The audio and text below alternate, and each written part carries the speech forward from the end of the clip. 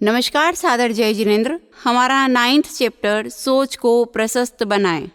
मनुष्य एक क्रियाशील प्राणी है। प्रतिक्षण वह किसी न किसी क्रिया में संलग्न रहता है।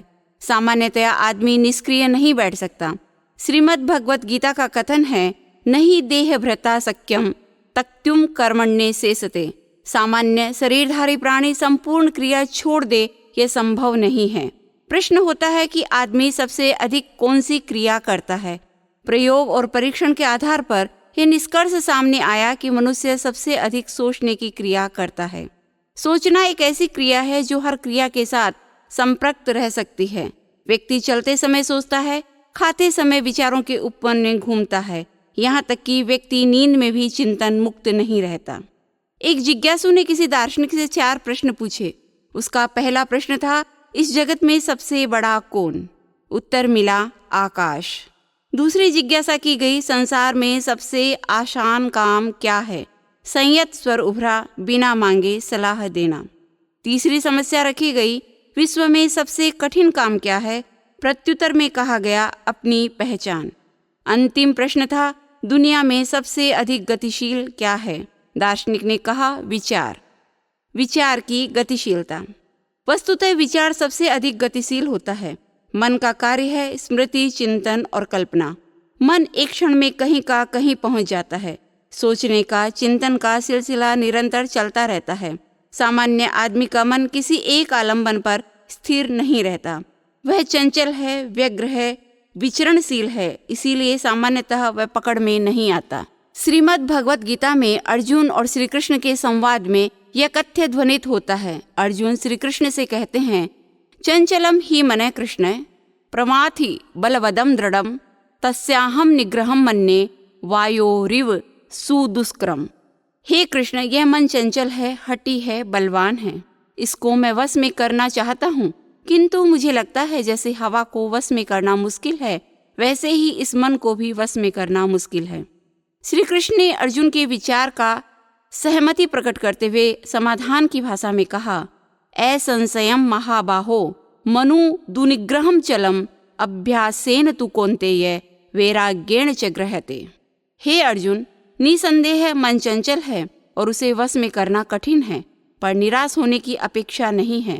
अभ्यास और वैराग्य, इन 2 उपायों के द्वारा मन का निग्रह किया जा सकता है। बहुधा देखा जाता है कि आदमी मन की वैसा के सहारे ही चलता है और वह आलंबन कभी कभी उसके लिए खतरे की घंटी भी बन जाता है।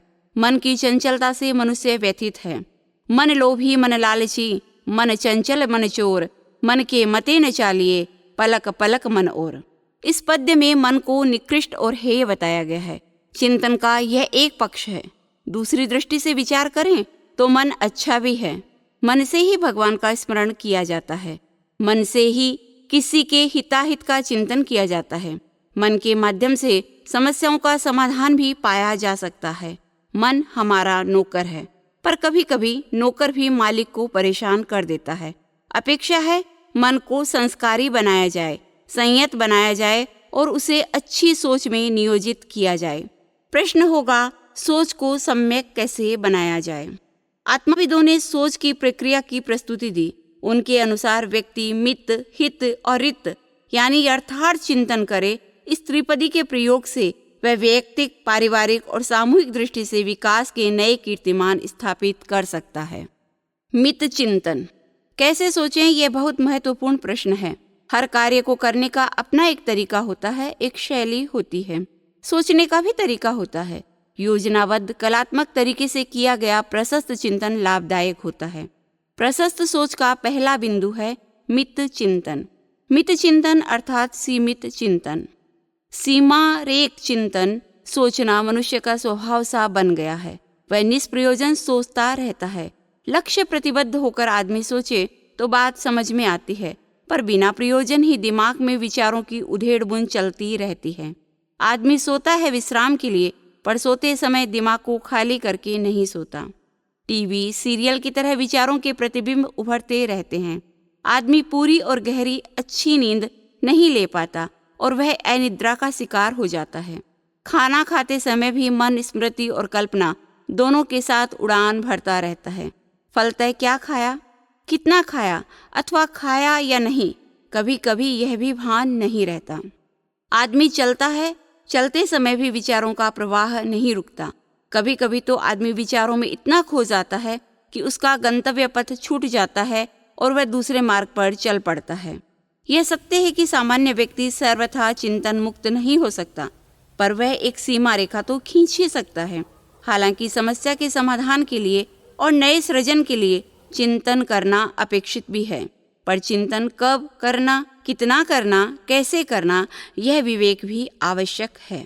मस्तिष्कीय ज्ञान तंतुओं को क्रियाशील और सक्षम बनाए रखने के लिए आवश्यक है कि आदमी उतना ही सोचे जितना आवश्यक है। जिस समय जो क्रिया करे मन उसी में लीन रहे। इस पद्धति से चिंतन संयमित हो सकता है। प्रेक्ष्य ध्यान के संदर्भ में इस क्रिया को भाव क्रिया कहा जाता है। इसमें मन को एक आलंबन मिल जाता है। मन को एकाग्र करने के लिए सबसे सरल उपाय है श्वास पर चित्त को केंद्रित करना। मैंने एक बार युवकों की एक गोष्ठी में दीर्घ श्वास के साथ नमस्कार मंत्र के जप की बात कही। कुछ दिन बाद एक व्यक्ति मेरे पास आया और बोला, युवाचार्य श्री, आपने तो मेरी समस्या का समाधान कर दिया। मैं अनिद्रा की बीमारी से ग्रस्त था। आपके कथन के अनुसार मैंने नमस्कार महामंत्र का जप शुरू किया। इससे मेरी अनिद्रा की समस्या को समाधान मिल गया। हित चिंतन। प्रशस्त सोच का दूसरा बिंदु है हित चिंतन। व्यक्ति ऐसा चिंतन करे जिससे स्वयं का भी भला हो, दूसरों का भी भला हो।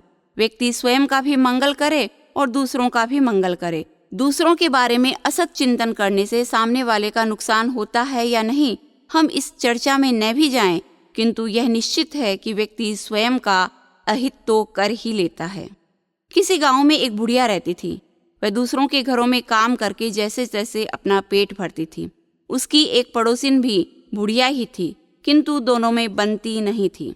दोनों ही एक दूसरे का अहित करने पर तुली हुई थी, पर क्या करे, कैसे करे। दोनों के समक्ष ये प्रश्न पहाड़ बनकर खड़ा था। एक दिन बुढ़िया देवी के मंदिर गई और भावपूर्ण आराधना की। देवी प्रसन्न हुई और वरदान मांगने को कहा।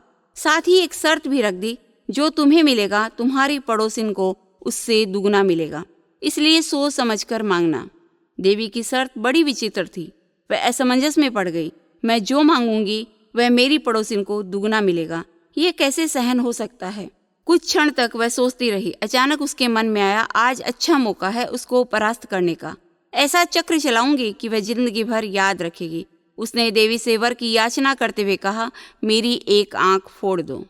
देवी तथास्तु कहकर अंतर्ध्यान हो गई। मांगने वाले की एक आंख फूटी, दूसरी की दोनों आंखें चली गई। यह असत चिंतन एक उदाहरण है। भारतीय संस्कृति का महत्वपूर्ण संदेश है। सर्वे भवन्तु सुखिनः, सर्वे सन्तु निरामया, सर्वे भद्राणि पश्यन्तु, माँ कश्चित् दुख भाग भवेत्। सभी प्राणी सुखी हो, निरामय हो, सभी का कल्याण हो, सभी कल्याण के मार्ग पर चले, कोई दुखी न बने। जीवन में अनेक समस्याएं आ सकती हैं। समस्याओं से घबराकर भागना पलायन है। समस्याओं की स्थिति में निराश हो जाना कायरता है। व्यक्ति सोचे समस्याएं सबक सिखाने के लिए आती है, उन्हें प्रकृति का उपहार समझकर विधायक चिंतन को अवसर देना चाहिए। जो होता है वह अच्छे के लिए होता है। ऐसा चिंतन करने वाला व्यक्ति सफलता के शिखर पर आरूढ़ हो जाता है। करना और होना दो अलग अलग क्रियाएं हैं, दोनों में बड़ा अंतर है। किसी भी कार्य को करते समय आदमी सावधानी रखे, चिंतन पूर्वक और योजनाबद्ध कार्य करे, भावी परिणाम को देखकर कार्य करे, यह जरूरी है। कार्य शुरू करने के बाद अच्छा या बुरा परिणाम आए उसे सहजता से झेले। जो हुआ वह अच्छे के लिए हुआ, ऐसा मानकर स्वीकार करे। उदाहरण के रूप में हम समझें, एक व्यापारी है। वह व्यापार करता है। व्यापार प्रारंभ करने से पूर्व वह सोचता है कि मैं व्यवसाय कहाँ करूं, किस वस्तु का करूं, किसके साथ करूं। यह योजना निर्माण उसका कर्तव्य है। यह करना हुआ। चिंतन पूर्वक व्यापार आरंभ कर दिया। व्यापार शुरू होने के बाद घाटा मुनाफा जो भी होता है वह होना है, करना नहीं है। जो हुआ है वह अच्छे के लिए ही हुआ है। यह विचार व्यक्ति को जीवन की नई दिशा देता हुआ उसके वर्तमान पथ को आलोकित करता है। रित चिंतन। प्रशस्त सोच का तीसरा बिंदु है रित चिंतन। रित चिंतन अर्थात यथार्थ चिंतन। कुछ लोग कल्पना प्रिय होते हैं, गगनचुंबी योजना बनाते हैं, पर क्रियान्विति के लिए उनके पास ठोस जमीन नहीं होती। ऐसे व्यक्ति प्रथम तो किसी कार्य को शुरू करते ही नहीं, यदि कर भी देते हैं तो उसे निष्पत्ति तक नहीं पहुंचा सकते। आजकल प्रबंधन की चर्चा जोर शोर से प्रचलित है। समयबद्ध कार्य करने की बात प्रबंधन की हर इकाई के साथ जुड़ी हुई है। आप कोई भी योजना बनाएं, निर्धारित समय सीमा के भीतर उसे निष्पत्ति तक पहुंचाने का लक्ष्य बनाएं, अन्यथा कालः पिबति तद रसम, अर्थात कार्य में होने वाला विलंब उसके रस को खत्म कर देता है वाली कहावत चरितार्थ हो जाती है। मनुष्य विचार करता है। विचारों के अच्छे और बुरे होने का मूलभूत कारण है भाव। मन स्थूल है, मन के पीछे या मन के भीतर छिपा है भाव। भाव अशुद्ध है तो मन शुद्ध कैसे होगा? विचार शुद्ध कहाँ से आएगा? अतः अपेक्षा है भाव शुद्धि की। प्रशस्त सोच से भाव शुद्ध बनते हैं और भाव शुद्धि से प्रशस्त सोच का निर्माण होता है। यह उनका अन्योन्याश्रित संबंध है। यहाँ पर हमारा ये चैप्टर सोच को प्रशस्त कैसे बनाएं फिनिश होता है। आपकी सोच प्रशस्त बने, अच्छी बने, इसी भावना के साथ ओम अरहम।